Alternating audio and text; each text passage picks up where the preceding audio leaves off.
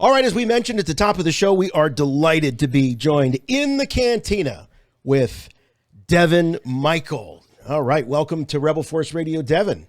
Thank you, guys. Pleasure to be here. Hey, it wasn't that long ago, just a couple of weeks, that we were talking about the mini documentary that premiered through the New York Times. I guess this is a series that they do. And gosh, the last thing I was expecting to see on our show rundown a few weeks ago was a mini documentary about the guy, one of the three finalists, to be Anakin Skywalker in the Phantom Menace. It was refreshing because as Star Wars fans, we're constantly talking about the most recent stuff, particularly the stuff that's on Disney Plus and the sequel trilogy that just wrapped up. And we here at Rebel Force Radio, we love the prequels. We love talking about George's vision for those films, and they're so well documented that it was really, really cool to see your story all these years later. How did that mini doc come about? Were they looking for you?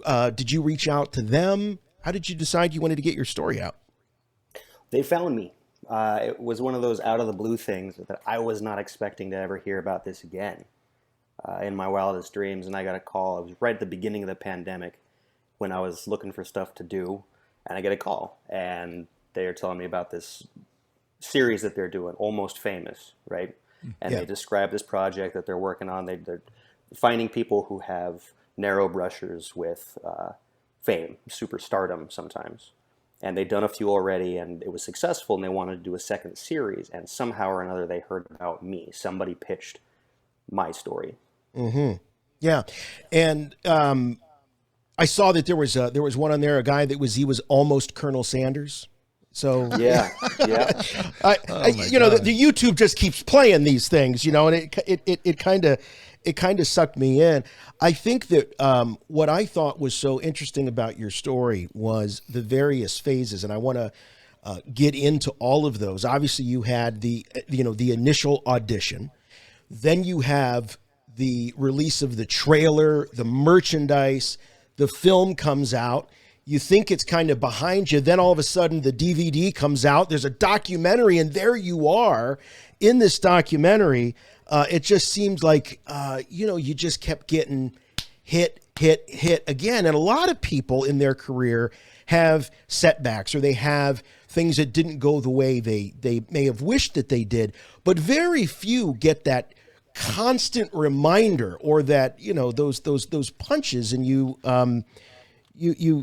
describe it very, very well in the documentary. But I want to go back to some of the things that you said early on, particularly you saw Star Wars for the first time. It sounds like, correct me if I'm wrong, but when the special editions came out back in 97.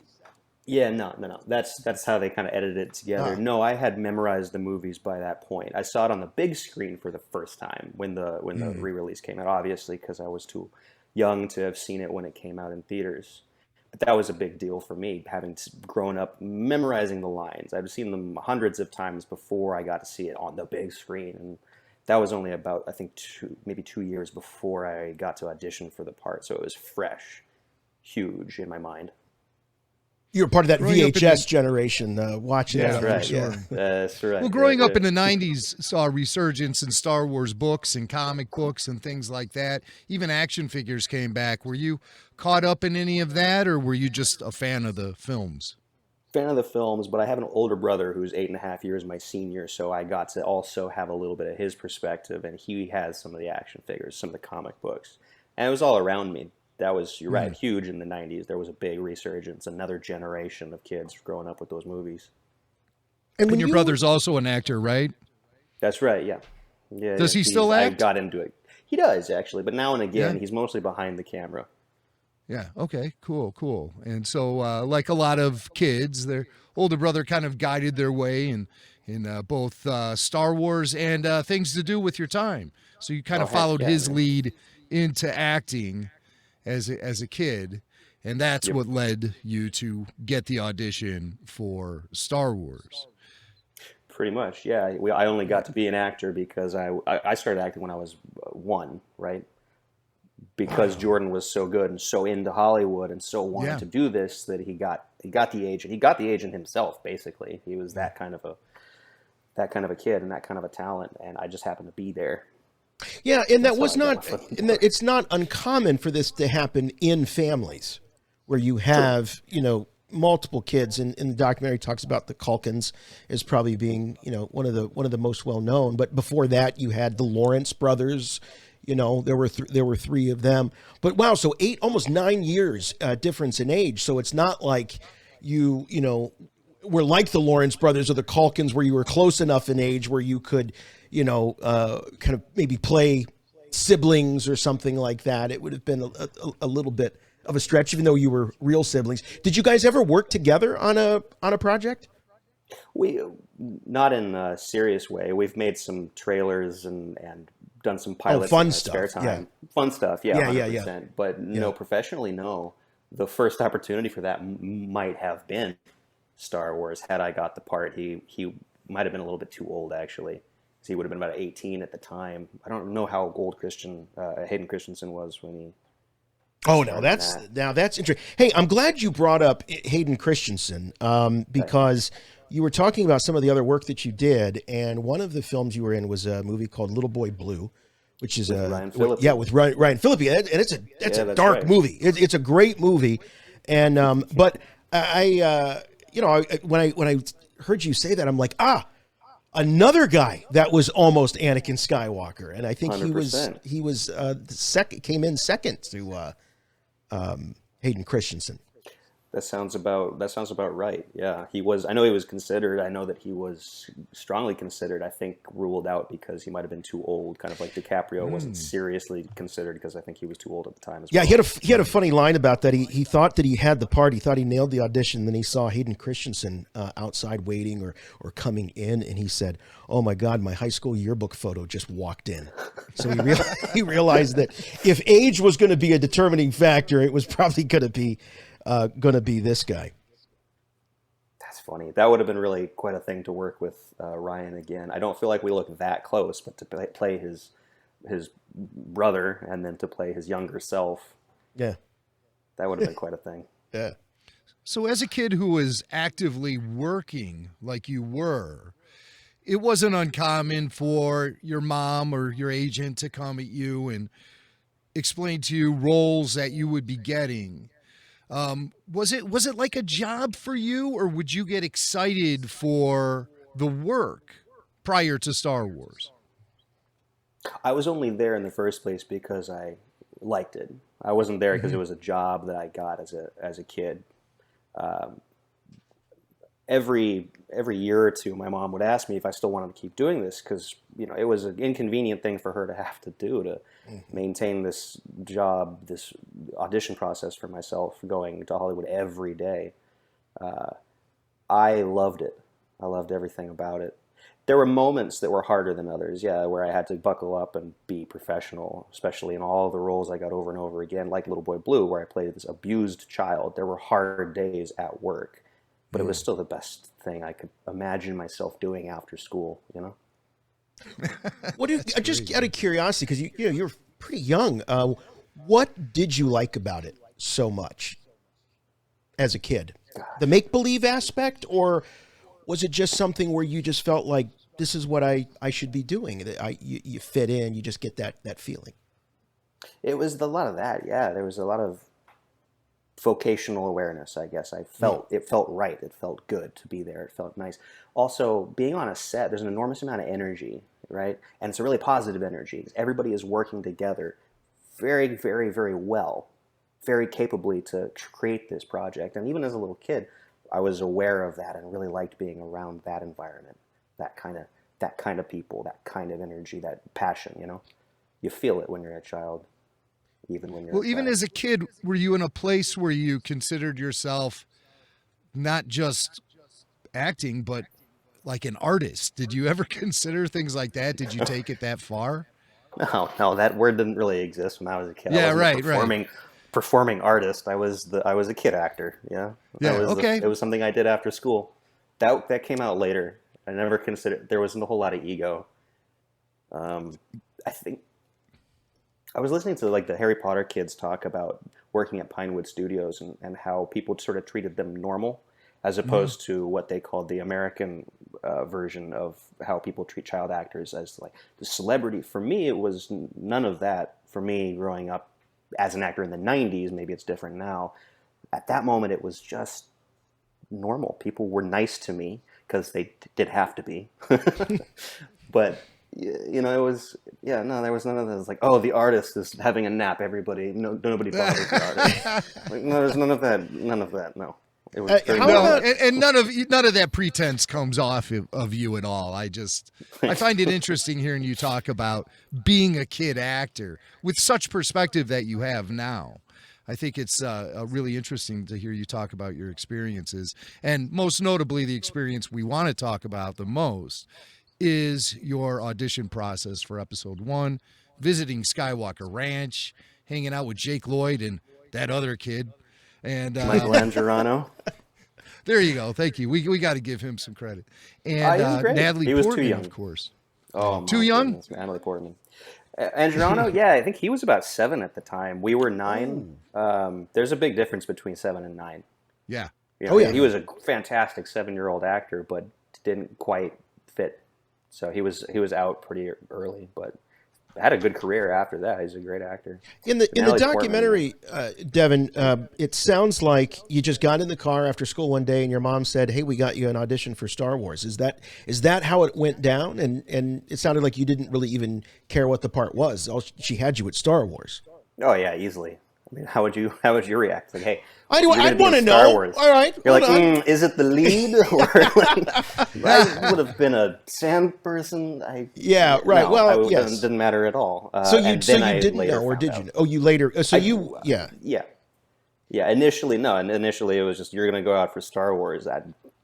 Awesome, fantastic. Let's go. It's going to be for Anakin. I'm like, Anakin? Who's Anakin? Oh, wait. Like Luke's dad, Anakin? You're like, yeah, you're going to play him as a little kid. I'm like, oh my stars. Yeah. And that first piece was the first stop was just like a big cattle call, right? That's just Massive.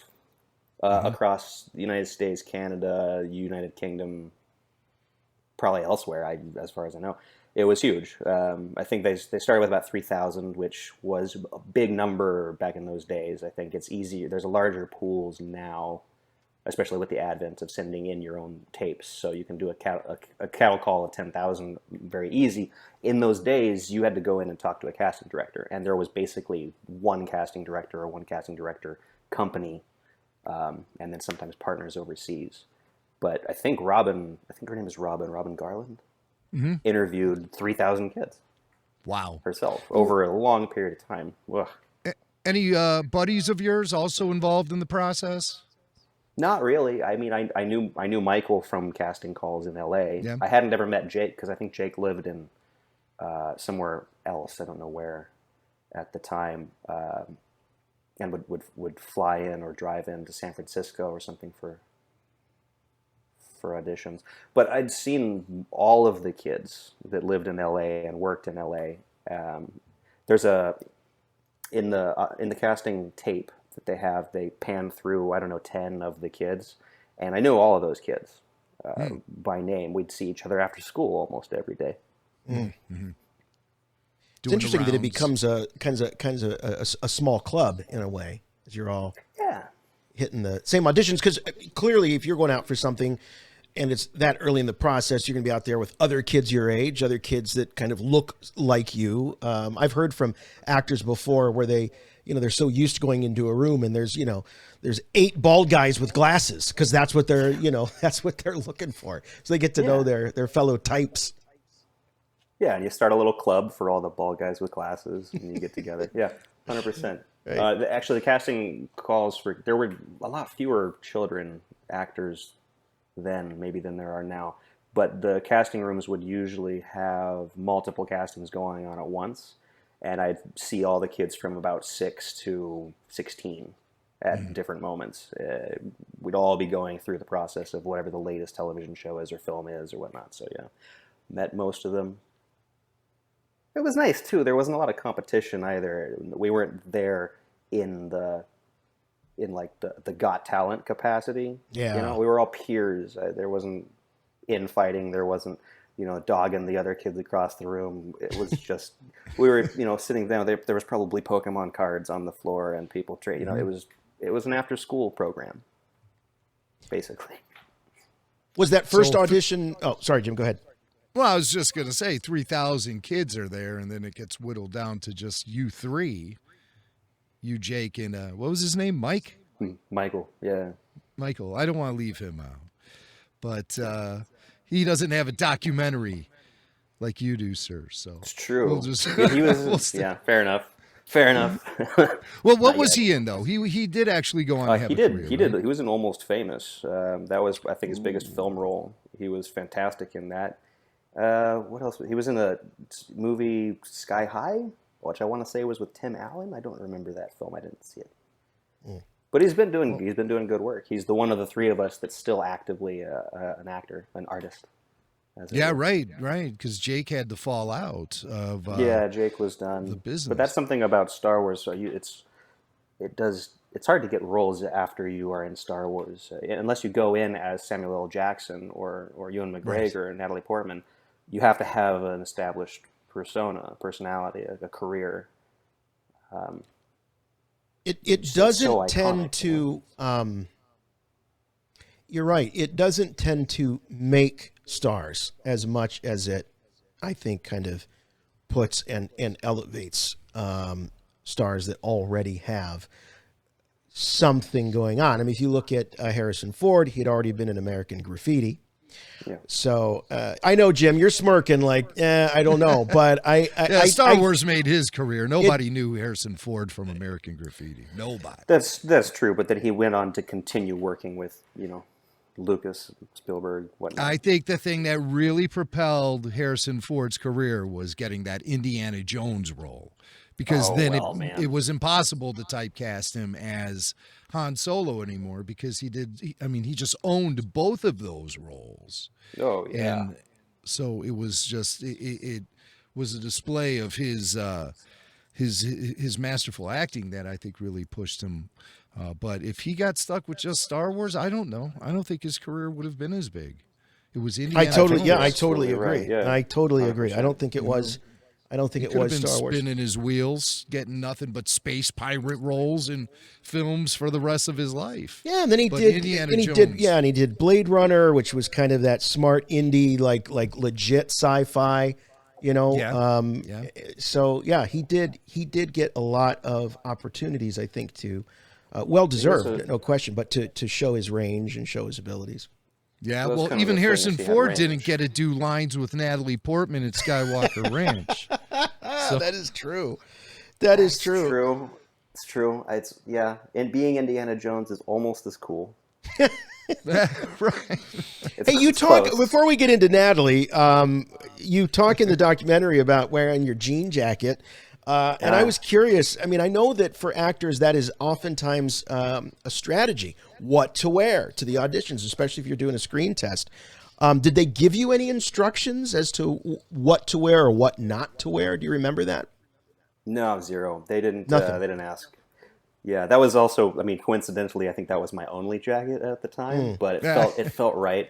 It's like you're going to be a little engineer kid who's kind of going to be Darth Vader. I was like, this works. This is good. So you decided not to wear the Darth Vader helmet, right? I didn't wear the Darth Vader helmet. Yeah, I think that they might have actually said something about that. It's like, please don't come up dressed as Darth Vader. Or no Jedi robes.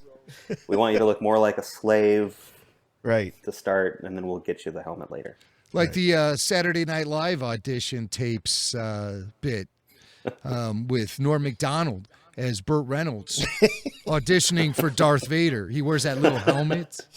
You show up like that. I don't know. With a bolo tie. With a bolo tie. Yeah.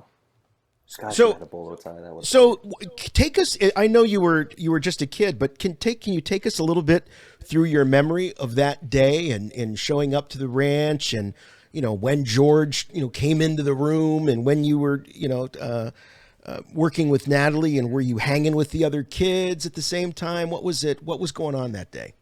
Oh, yeah. I could probably take you through that pretty much minute by minute. I mean, it was 20 Wow. 20 something years ago now, Yeah. but you know, how well would you remember it if you went to Skywalker Ranch? You know, it Well, was. depend. It was If you go with impressive. Jimmy Mack, you don't remember much. Let me tell you. The day after. That's a long story. Is that okay? Okay. Did you met some Ewoks and you got to drinking? Did you? That's all right. We're done. We'll go. I'll meet you there.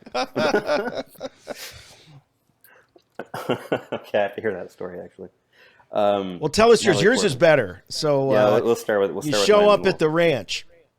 Show up at the ranch. Okay, yeah. Took a plane, took a limousine, met the two boys. Had a great time meeting them. It was fun because we were, you know, as I said in that documentary, I think we were all going to Star Wars together. Yeah, it felt like the kids must have felt walking into Willy Wonka's chocolate factory. Yes, yes, Like perfect. a golden ticket moment. And I don't think I met George immediately. But we got there at night. They showed us to our rooms, which was probably the most luxurious thing I've ever done in my life, was stay in one of the many rooms that George has on his estate. And slept in the morning, woke up early, and went out to breakfast. And there at breakfast, sitting around the little table with George Lucas. And George is trying to, in his kind of sort of mild, glum, almost George Lucas way, explain who Anakin Skywalker is. And it's like, oh, you know, he's a kid, and he's from Tatooine. You guys know what Tatooine? Okay, good.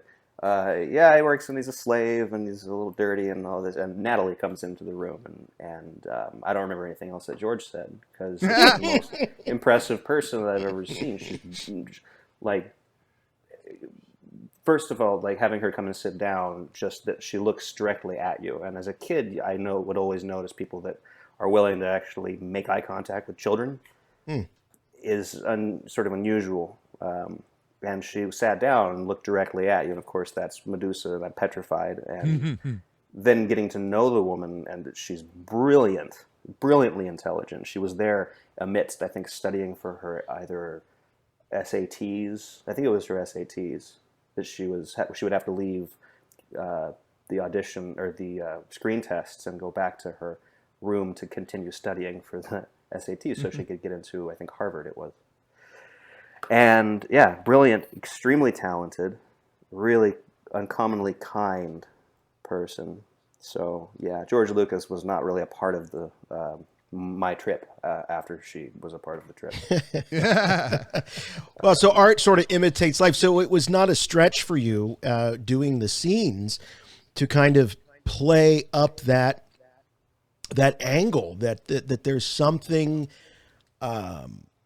You know, you could look, you could be cynical about it and say, oh, you know, it's this, you know, a teenage girl and this, you know, prepubescent boy and blah, blah, blah. But I like to think that that Anakin through the Force understood that he was meeting somebody who was going to be a big part of his life. Ah, I like that a lot more than yes. Than just the horny 10-year-old. I mean, yes. I mean, right, which is weird, and it was also, for the record, not my experience of meeting Natalie either. Mine was much more like what you're saying. Obviously, I was tapping into the Force at that moment. Yes. yes, you She were. also has she has a lot of stage presence too. This person, she's a very impressive performer, and anyway, I like your. Well, I think Natalie is one of those with just such a raw, natural beauty. I mean, she just epitomizes to me movie star. She's like Audrey Hepburn. She just, I mean, I've never seen her actually in person, but you see her, you know, just casual photos you might see online and places that she has that natural beauty. And it's great to hear that there's a nice soul, you know, behind all of that. So when you were auditioning, were they in doing the screen test? Did they put you all three of you boys like in a room together, and then you kind of just one went into the room, and then you came back, and it's like, hey, how'd you do? What was it like? I mean, or were you kept in separate quarters?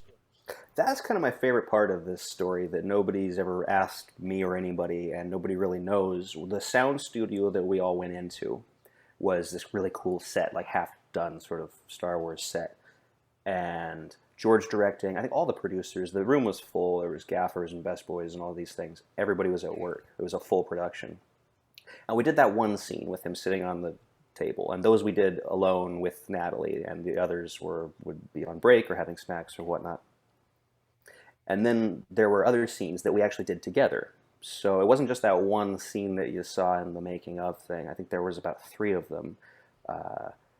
One of them being saying goodbye to Kitster or Kitster. I think it's Kitster. Yeah, Kitster. I think I don't remember there being a T in that, but maybe that got changed. Oh, trust us. There is a T. There is a T. confirm. Okay. I'm pretty sure Yes. on the sides that I got, there was no T. I was like, Kitser. That sounds like kiss her. That's weird. Oh, I wonder if that's where George got it. You know, he loves playing around with the phonics when he comes really up with does. his names. And that's what it is. It's that, all that mythology he's bringing. That scene, and then saying goodbye to Shmi. Mm-hmm. Will I ever see you again? You know, that scene. Ooh, that's a big so one. those were the 3. And so those 3 scenes, we would come in and we would pair off, and I think I played Kitster for Jake, and Michael played Kitster for me, and so on and so forth.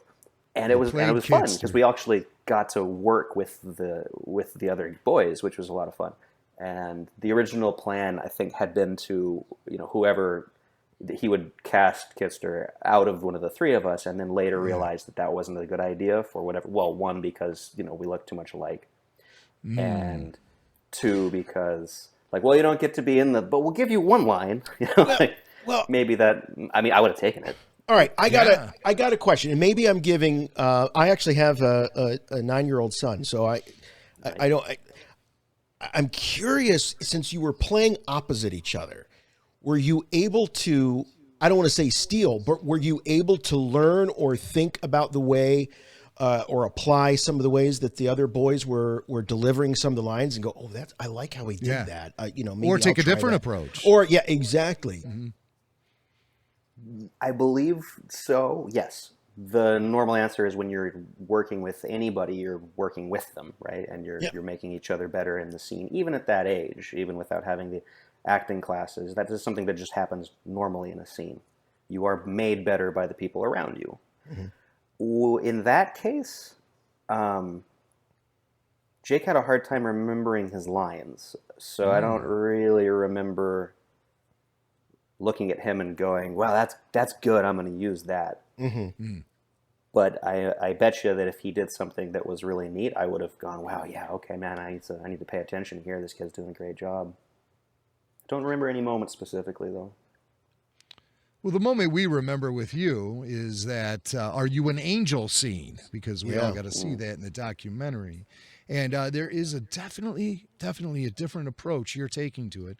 And it comes off as cooler and more mature. And a lot of fans really appreciated your take on the character. And I've heard over the years people saying, I would have preferred to have that kid instead of Jake. Now, my question to you is what is your memory of how you approach that scene? Did you say to yourself you were going to be cool and maybe have a little bit more of a confident air about yourself as opposed to Jake's maybe more playful nature? I considered the character as best a 9-year-old boy can do so. Jake went in being Jake. Mm-hmm. Which was really effective, and he did a really good job being Jake as Anakin Skywalker. For me, I was playing the part as I saw it. I saw this kid being a dusty boy from Tatooine who was enslaved and who lived in dirt and misery and oppression, and probably had with a mother who had likely been abused as a slave as well. And I was thinking about all of those things as I was sitting in that little junk shop, and this beautiful woman walks in, and I say that line, "Are you an angel?" And the other side about that is like those lines are not the easiest lines to deliver authentically. Yes. So there was my feeling about it, which was to play it in a dark, mature sort of a way, coupled with the fact that you can't really do that with lines that are so lighthearted, right? Mm-hmm. I think that's the that's the character that you saw me give was what I thought Darth Vader's younger self was in his mind and in his body, coupled with the gee golly, hi, how are you getting it, like that kind of the I got a character on theory. the page. I got a theory about the "Are you an angel?" line.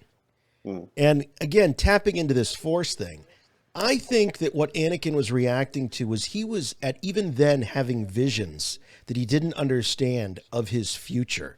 And in his little mind at the time, he thought that these might have been angels that were coming to visit him or something like that. He had this image of this beautiful young girl that, but he didn't realize what he was actually seeing.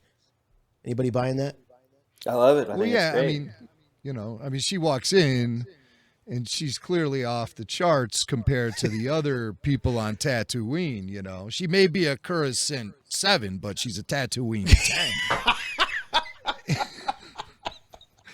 And that, I think, that takes little Anakin by surprise, where he, just flat out said, "Are you an angel?" Because he doesn't believe it. He can't believe it. Now, I like your take, though, Devon, because it's more of a realistic take on what a slave would be, on somebody who's living a life of oppression and being used as a good. It's not so happy-go-lucky, I wouldn't think. I that was my interpretation. I get what George was going for. I think I understand the character that he needed to have the boys start out with in order to, but also this was not explained to me when I was a child. None of us had any idea what his idea was. He just said, go.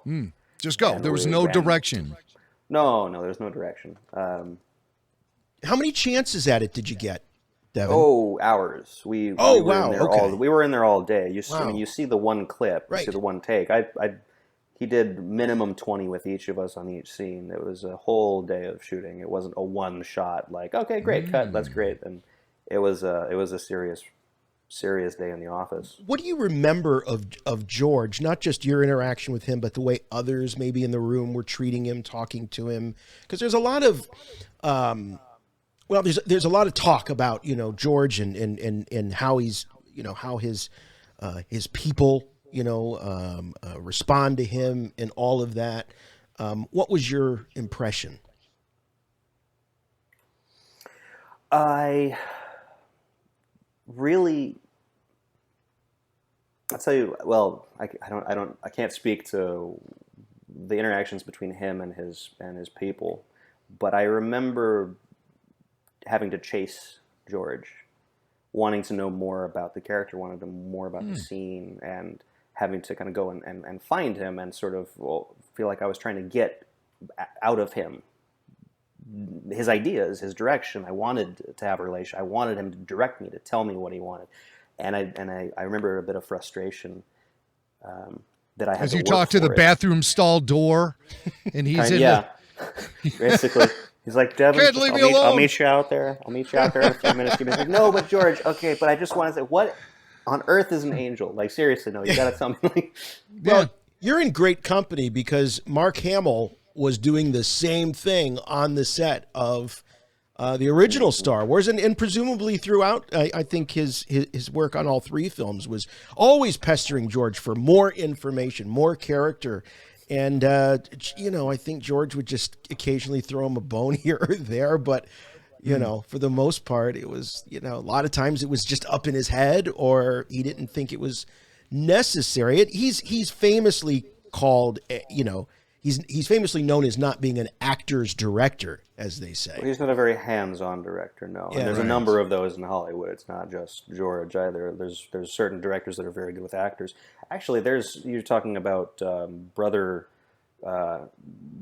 director or brothers in cinema, like me and my brother. I'm trying to remember. There are famous director duos, maybe the Coen brothers, Joel and Ethan. Well, the Coen brothers, and then one of them is very good cinematographically. One is very good working with actors, and they do that together. I think that's really cool. But that is a different skill set, And George is very much in the aesthetic. He's brilliant at the aesthetic. Yeah, not really so much with the people and the explaining what he's doing. What was your feeling when you left the audition? Did you feel like you just left it all there on that studio floor, that there was nothing more you could have given? And did you have a gut feeling, or did you think this could go either way? You didn't want to get your hopes up. What? I was trying not to get my hopes up, but I felt like I nailed it. Mm-hmm. I had a really positive reaction from everybody that was there when in the scene where, and so I'm much better at drama. I've always been much better at drama when I was an actor. I never got a part on a sitcom. I got parts in dramatic movies and television shows. You're a serious dude. I can tell just knowing you for a half hour. I take myself very seriously. Yeah. But man, I there's always more that I would have wanted to do. Absolutely. I felt really good about it. I really felt good about the scene when I was saying goodbye to Mother in the shot. Who paid? Did you have a stand-in for that? Someone that played the mother, or were you just doing it to the camera? Oh no, I think it was actually the actress. I think it was actually the woman playing Pernilla August. It might have been. If it wasn't her, it's somebody that looked exactly like her. Oh, what? I saw the movie and I was like, oh, it's yeah, right. How interesting. I believe that she was there. Yeah. It would have been great to have those shots in the making of. Those were fantastic. But like being able to do that scene and being really emotional, and it's like, am I ever going to see you again? And being a 9-year-old, that was what I was good at as an actor. Like, oh my God, Mom, am I ever going to see you again? And having the room all kind of like everybody getting sort of uncomfortable and emotional and stuff, and that felt good. I left feeling like I got him. Yeah. I made them cry. I got it. Yeah, but also not getting the hopes up. Yes, because we're only treated to a snippet of your audition. The line that I think makes it such a drastic difference from Jake's take is when you say, "I won't always be." Jake has this, she's, you're just a little boy, or what the line is, and he's like, I won't always be, kind of like that, and you kind of have this almost like, yeah, sweetie, but I won't always be. I mean, there's a little bit of this, wait till you see me in 10 years, I'm going to look like Hayden Christensen. You got to understand that Jake went into this audition being like, he was 9 years old, but I was 9.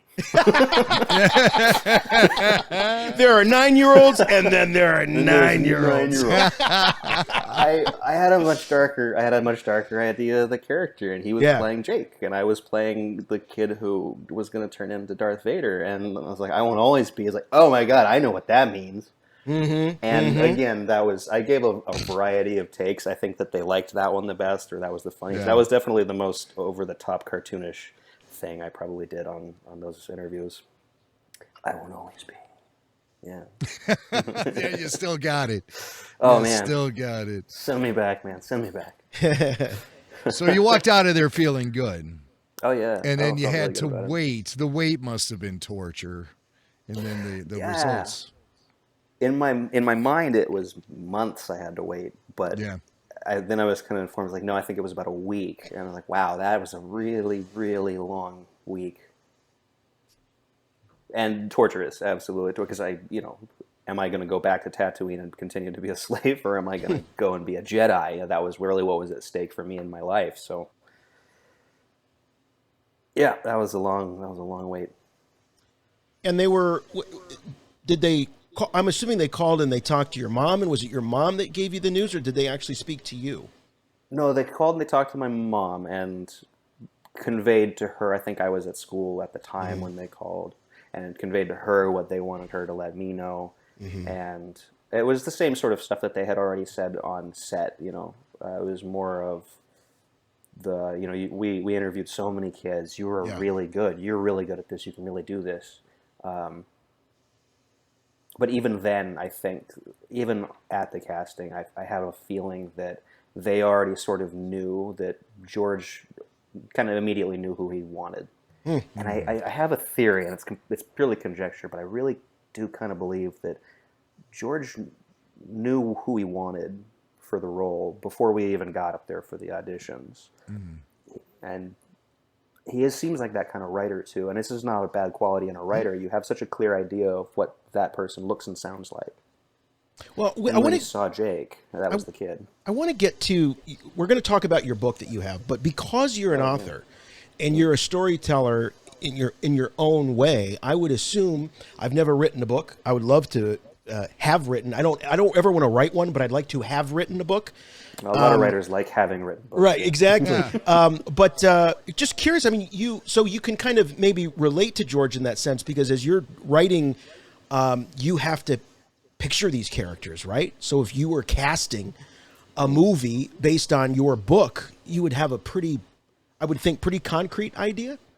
I would expect so. I think that the way that George's films come out, there's a very clear idea of what he wants, regardless of whether or not it's received well or not. The visual representation of his ideas are absolutely extraordinary, and some of the greatest, aesthetic filmmaking I've ever seen in my life. So I think that that's true. I can empathize with him as a writer in that way. Mm-hmm. I have a different experience of working with actors. Also, consider that how many things would have been on his mind. How much time would he really have wanted to spend on casting this kid? Right. He sees the kid, you look right, you sound right, let's do it. It's like, but we have another option. Okay, well, we'll do a screen test, but that's the guy I want. Yeah? Mm-hmm. Yeah. I think That you're sounds nailing it, Devon. I think that this sounds like the George that we've studied over the years. I think he is very decisive and knows what he wants and Well, that's goes mostly after what his it. job is. Right. That's right. That's what he's always done in all of his films. Yep. You can't be wishy-washy. That costs money, especially when you're All the time. financing it. Mm-hmm. So Jake just had these characteristics and qualities that in George's mind fit the character so well that he just had to run with him. And I mean, you could have shown up and been the greatest actor that he'd ever seen, but if you don't fit those particular qualities, then it's just a matter of formality.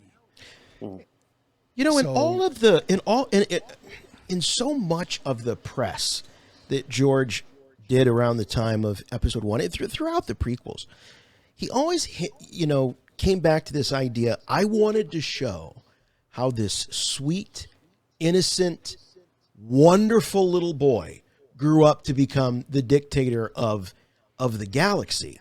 And I think that even with Hayden in Episode 2, he seemed so reluctant until Revenge of the Sith, and really the second half of Revenge of the Sith, to show that turn. And for a lot of fans, it felt a little too quick. And so we were always surprised. Why weren't the seeds planted in the performances of this turn? Circumstances planted the seed, but it almost was like George never wanted to give the performer, the actor, the go-ahead to start showing it in the performance.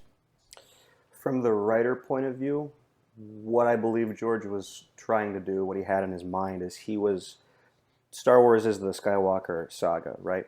But really, it's a tragedy. It's the tragedy of Anakin Skywalker. And in mythological stories, you don't start with a character that is compromised. You start with a character that is completely untouched by time and circumstance, and then you go through this massive process of changing them, and that's the tragedy. That's the wholly formed arc. So looking through that lens at what George did there, I see it. I also think that you're right about watching Hayden's having to being like kind of reel in this dark side thing. Yes. I think I've heard Hayden say that before. I think that Hayden did a great job working with what he had to do. I noticed, I kind of wondered, he has this really interesting speech pattern. I sort of wonder, and I feel like I could ask you guys, because I think you know more about Star Wars than I do, if he was kind of trying to plant the seeds of James Earl Jones. Was that a thing? It's been mentioned. It's been mentioned. Yeah. Okay. Yeah, there was. But so he's trying to do that, and he's trying to pull back the darkness. That's a lot. Yeah. Yeah. But I'll tell you what, if George Lucas wanted to feature some foreshadowing in the Phantom Menace, I could see you coming through with something like, you're behind a sandcrawler choking Kitster, and just like strangling him. You know, I could see you. You would be the man. Jake could never pull that off. You would be the man for that. I think you're right. I think the dark side was strong with me when I was 9. All right, so you this is 97, right? I want to just make sure I kind of have my words right. Does that sound right to you? That's the film about came right, out in May of 99, so this has been 97. So you've got a year and a half, 2 years before the film comes out. Was there a period where you kind of did you put it out of your mind, or was that whole time from 97 to the film coming out, did it keep coming back to you, or did you have kind of this reprieve from it until the trailer that you talk about? I don't remember the reprieve. There may have been some period of time where it was kind of out of sight, out of mind, but it really didn't leave me, no. Because I was still acting at the time. I continued to act for a while after that, and I was still working, and I would run into Michael and Gerano every now and again in casting rooms, you know, and it was ever present, but it didn't take a whole lot. Well, I don't remember a lot of time passing between that and then when, you know, Weird Al Yankovic's song comes out and Pepsi starts to brand with the thing, and it just all went off the charts. And the hype started, gosh, when did the hype? It must have been 6 months before the movie came out. Oh, it really is, easily, or a year. So I don't know. It was fresh in my head. The hype never ended for us, but for sort of mainstream media, at least 6 months before, for sure. Yeah.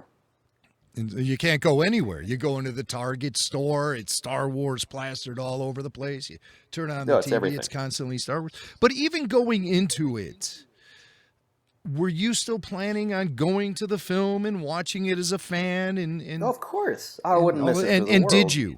And did you? Yeah. I didn't go opening day. I couldn't do that. But first couple weeks I went and saw it. I loved it. I thought it was great. It was heartbreaking too, because I really wanted to be in this, and I thought I would have been great at it. But I saw it and I loved it. I am a huge Star Wars fan, and I still enjoy the movies, of course. Mm-hmm. Now, of course, the film did arrive with a fair share of criticism, and a lot of it was targeting Jake Lloyd's performance. He even gained the nickname Anakin Skywalker. And Jason's showing I believe this is the Ron Howard. This is the Ron Howard letter that went to This is the letter. I had just found out about this. Yeah, to the writer of the story. The story was called Buzz Wars Episode 1, and this ran in Newsweek, and it was sort of a review. And Ron Howard really calls out, I think it might have been, Jim, this story where the Anakin Skywalker name might have been at least thrown out there. But there was, and Ron Howard says, as someone who was acting professionally at an early age, I can assure you that 9-year-old Jake is quite capable of reading, understanding, and feeling the full humiliation of a piece like that. He may not be able to comprehend the reason that it was printed, however, but then obviously neither can I. Maybe someone from your editorial staff should try and explain it to him. Savage. I love Ron Howard. Yeah. What a champion. For sure. And I can't think of anyone better to represent child actors than Ron Howard, because he's reinvented himself so many times, from a child actor to an adult actor to an incredible filmmaker. I love reading this. This is such a great example of how to really take it to somebody who, without being over the top. But Jake was greeted with a lot of criticism. And I agree with Ron Howard that there are limits. It's still a kid, and whether you like it or you don't take it out on the kid. And but was there? And I debated. Devon, I've been thinking about talking to you for several days when I found out we were going to be chatting with you, and this question keeps coming to my mind. And I hope you're not offended of me asking, but I have to ask: was there a human part of you that, for a second, took some satisfaction in the reaction, the critical reaction to the movie and or Jake's perforance? Even for a second. German word, Schadenfreude. Schadenfreude. Yeah, I'm sure that there is some part of me that felt at least a little vindicated, because I felt stepped on, not getting the role. I was like, really, I didn't get it. And it was my first time learning that being in film it's not a meritocracy. Yeah, I didn't know that. I thought as if you went in and you tried the hardest and you gave it your best shot, and you really nailed the thing, then that would, and in this case, that didn't happen.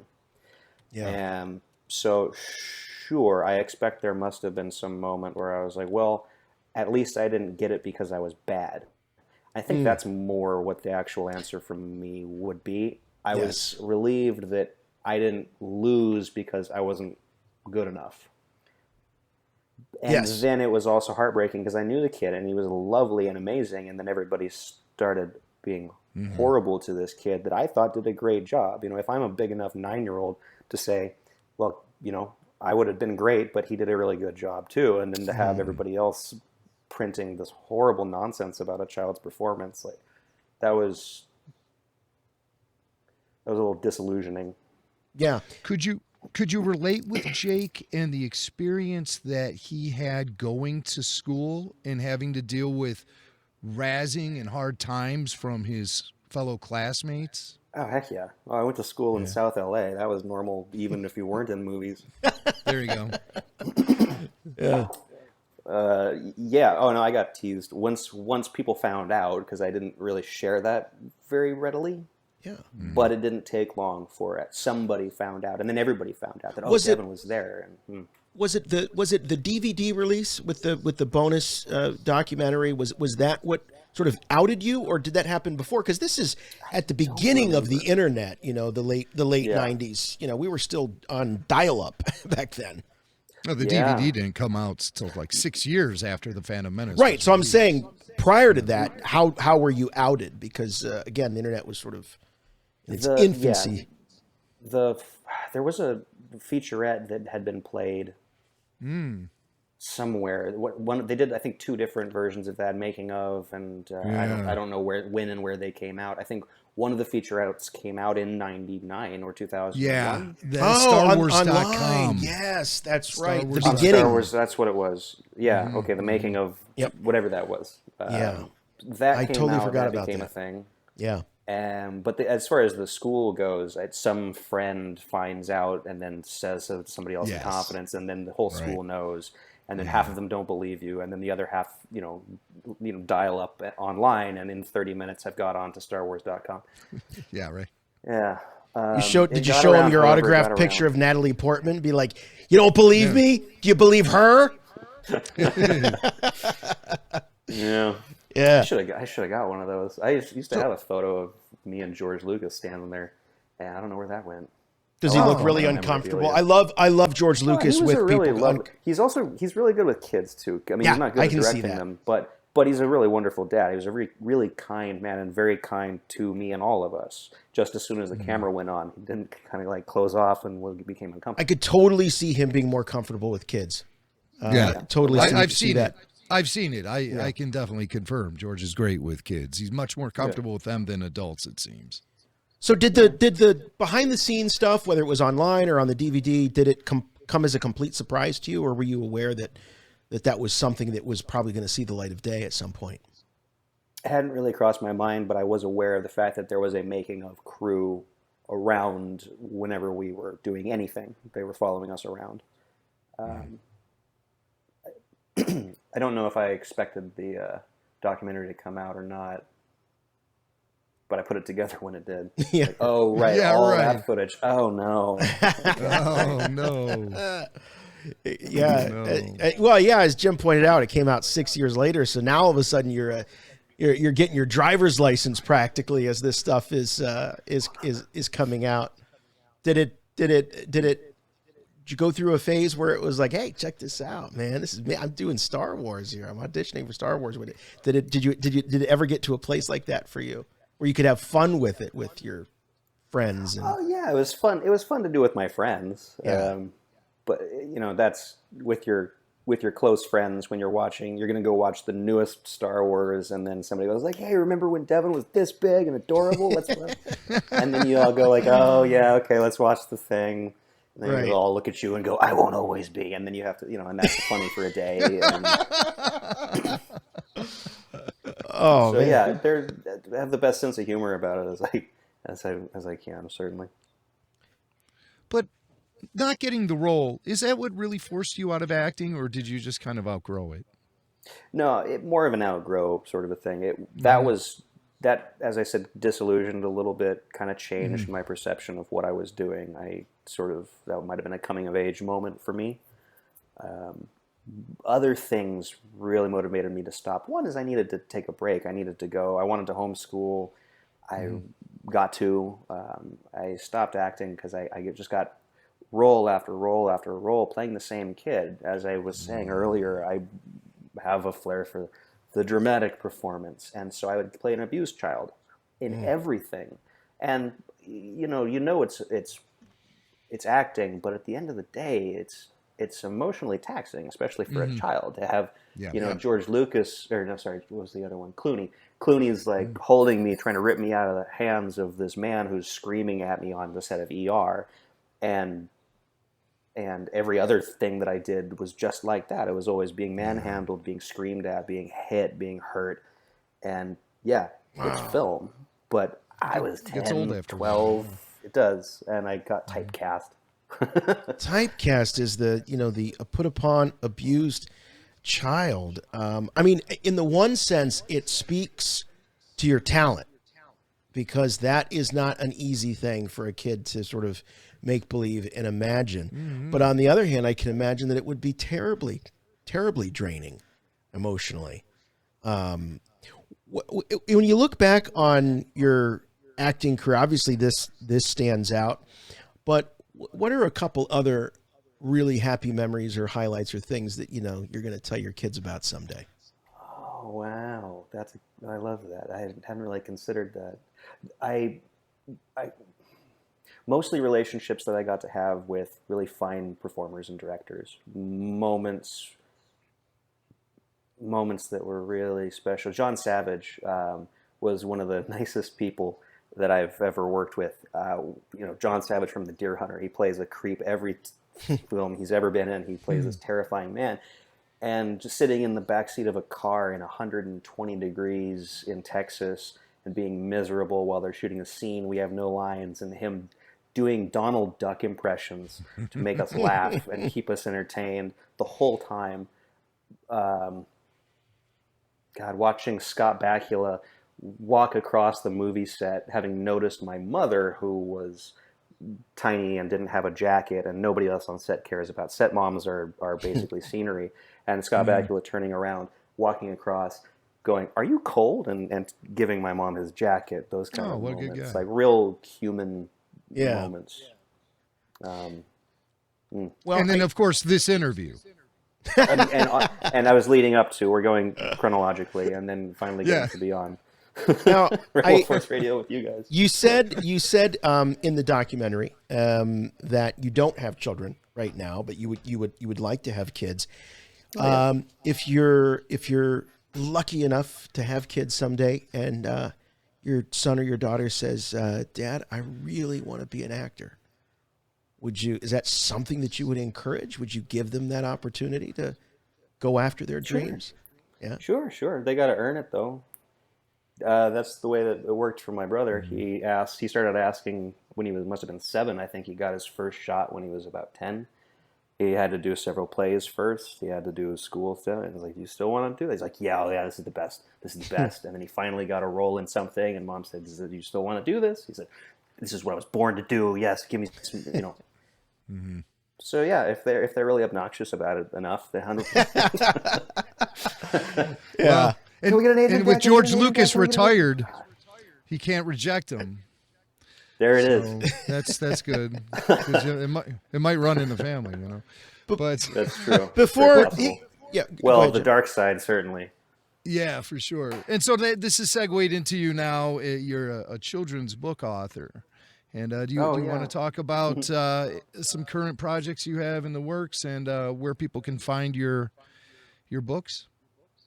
Sure. Yeah. Well, I'm at devonmichael.com is my writing blog. That's where I write fantasy, sci-fi, adventure stories. I'm working on a couple series at the moment. I'm not going to take up airtime telling you the plots of the books, but it's the same kind of stuff that I was trying to be a part of when I was 9 years old, sitting with George Lucas and Natalie Portman, envisioning myself being a part of this huge story and this huge world, and that's kind of been the theme of my life. Now as an adult, now as a writer, novelist.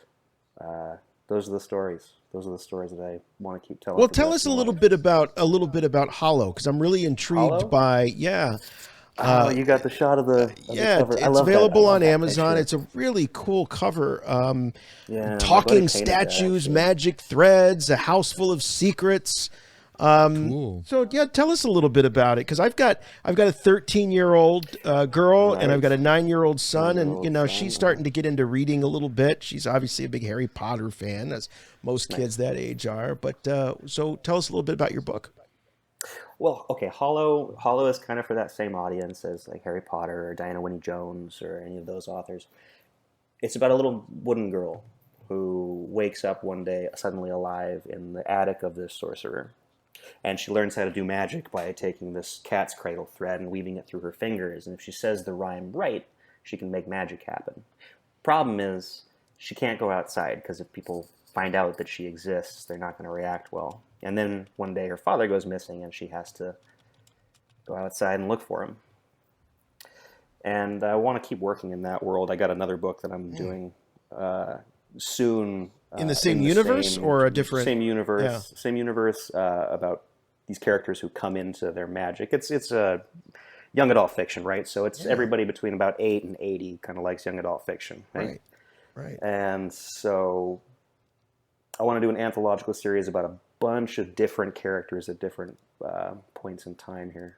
The next one's going to be about a young asthmatic woman who goes out on a ship, falls overboard, and finds out she can breathe underwater. Wow, that's cool. That sounds yeah. amazing. Jim, you've got asthma. Try that. Go next time you're at the know. pool. You never know. You could be a mermaid, actually. You could A actually merman. Be a mermaid. You just didn't know. Merman. I love it. Merman. I love it.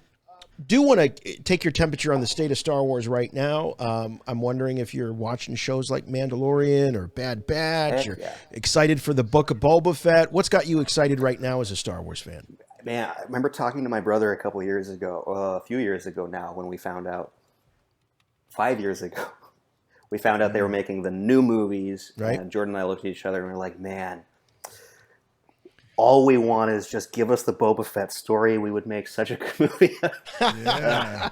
I am so excited for the Boba Fett storyline. Mandalorian I've watched several times. Yeah. Clone Wars, of course, and Bad Batch subsequently. I love the universe. I have my opinions. What's the most fun thing about going and seeing movies, right? You go into the theater, you come out with your friends, and you look at the other person, you're like, cinematography was shit. Or I hate this actor. This actor was great, and that's the fun you do, and you have your opinions, right? And this is great. This is fine. Of course, there's a line when you start printing hate stuff about children. But that's the kind of crowbar separation. You get a nasty letter from Ron Howard, is what happens. You're exactly right, and he's waiting. Yeah, he's just waiting. Next time, so be careful. Right. But I love it. I love the universe. I'm excited about everything that comes out, man.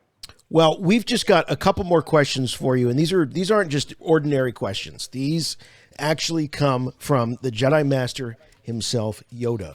It's a little thing that we like to call the Yoda questionnaire.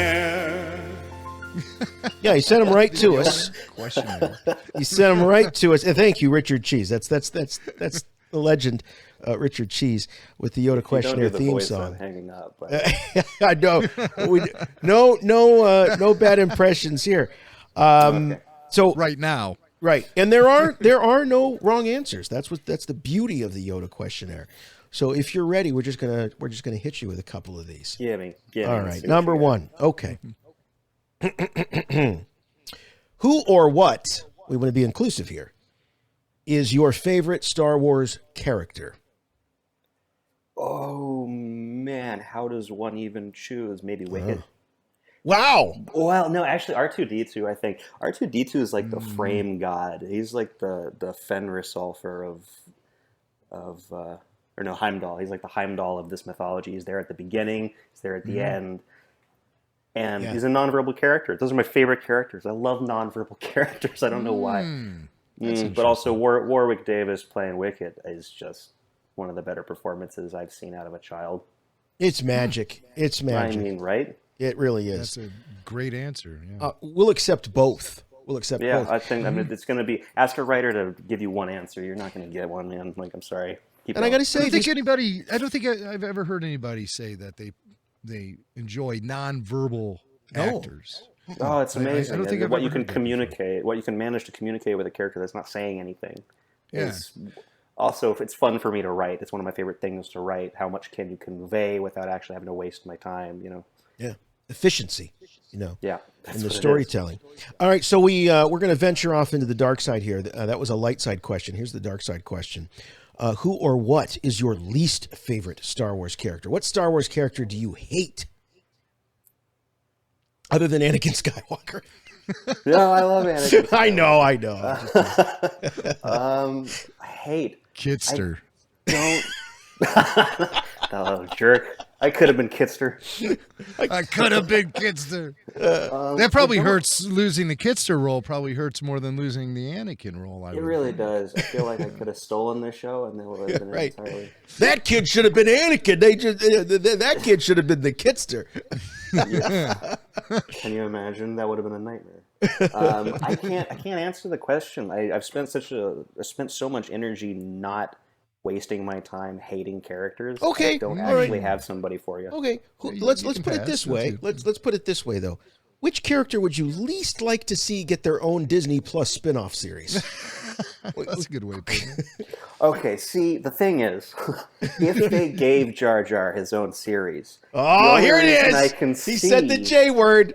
The only reason I could see would be because there is something really dope about it. And I would love to see Ahmed Best get another role, because I think Ahmed Best was great. I think the character was weird, but Ahmed Best was freaking fantastic. In a stupid role. And he doesn't get the credit that he deserves for that stop people motion stuff. Blaming Ahmed Best. Yeah. Anyway, Okay. All right. Well, we'll give you a soft Jar Jar on that answer. But because if they gave him a series, I think it's because he's going to be a Sith Lord, and I would watch that for days. Misa Sith Lord. Okay. Next question is what Star Wars moment always makes you smile? There's that one scene where you just always Yeah, when Luke is looking out at the twin suns on Tatooine, standing over the precipice, having that nice on the brink moment. Yes. Before he sets out on this journey, that I remember that hitting me when I was a little boy, and it hits me the same every time I see it. And of course, Very John effective. Williams in the background, just is the most effective scene with music I've ever seen. Yep. Good answer. And no dialogue. I thought so. And I see how I like. Yeah. Yeah. Very melancholy. Yeah. All right. What Star Wars scene always makes you sad? Oh my. And we're not talking full on tears, but it just always gives you a little really lump in the throat. Really breaks your heart. Well, gosh, I need to look at different movies here, but Luke saying goodbye to his father at the very end of the Jedi. Yeah, when he takes the mask off finally, and they have that moment. Yeah. Tell your sister.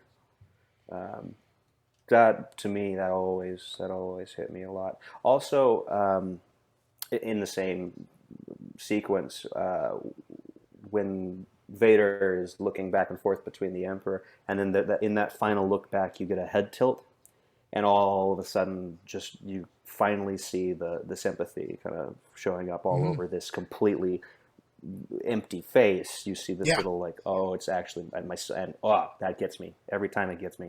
Yeah, and then of course George kind of telegraphs it now with the no. Yeah. But It's not nonverbal anymore. Yeah. I forgot about that. Yeah. I thought you that was did. an addition, I thought you did. But Ruined a perfectly good nonverbal scene. I only have the VHSs, man. I don't know what you're talking that's about. right. Yeah. If that's what you got, Jim and I, we got some links for you. I'll send you some links for something else after we wrap here, if you like that. Okay. If you like that cut. Yeah. Okay. Last question. Okay. If there was a new Star Wars movie to be made, which we know there will be, but this is different. George Lucas is back as director. Okay. And you're in it, Devon Michael. Dope. Yeah. Nice. George directing, you're in it. It's Star Wars. What would you like to hear the maker say to you after he says cut on your last scene? I can think of a few lines. This is a good one. This is a good one. Gosh, that'd be funny. What did you say your name was again? That's perfect. That's perfect. That is. I'm gonna stick with that one. I think it's the best answer to that question Also, ever. equally acceptable as answers would be, have we ever met before? and Man, you look like are Luke you an Skywalker. angel? Are you? Oh, that's a If you good one. say, are you an angel? Are you That an would have been angel? totally acceptable. I don't want to blush in front of George Lucas. Oh, man. Devon, you are awesome, man. Thank you so much for coming on and telling this story. I know that it's probably not your favorite thing to talk about, but we as not just Star Wars fans, but kind of Star Wars historians, we've been at this for over 15 years now, and we love being able to document this stuff. And what a great moment to add to our canon of interviews to talk to you about this just once in a 100 lifetime experiences that you had. Wow, man. I mean, it's just been an absolute pleasure being here. I'm just so glad you guys called. This has been a lot of fun. Well, I'm happy to be invited to any of this kind of stuff, honestly. That's all right. Well, and I hope maybe there's a little bit of cathartic reaction from you to talk about this now and tell your side of the story, because ever since those documentaries came out, I'm telling you, you've had fan support. The fans do love you, and I think it's just great that you're making yourself available to the fans to hear from you and get to know you. I love the idea of it. Coming out in the New York Times was a thing. I realized that's a very waspish sort of arena for Star Wars stuff. So getting to come on here with you guys, I feel like I actually got to talk to Star Wars people for the first time about this. That's right. I'm so happy to be So it's able like to it's really your first interview, your real first interview. Yeah, that's true. That's actually 100%. But the website is Devon Michael. That's DEVON Michael.com. And the book is called Hollow, and it's available on Amazon.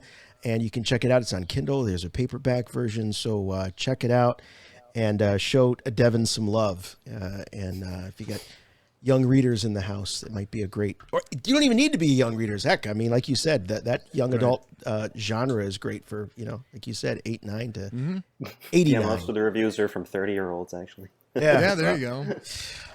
All right, Devon, thanks again, man. And please stay in touch. If there's ever anything we can do for you here at Rebel Force Radio, we'd be more than happy.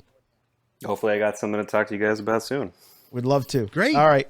Take care, buddy. Thank you, Devon. Thank you. Thanks a lot, guys. It's been a pleasure.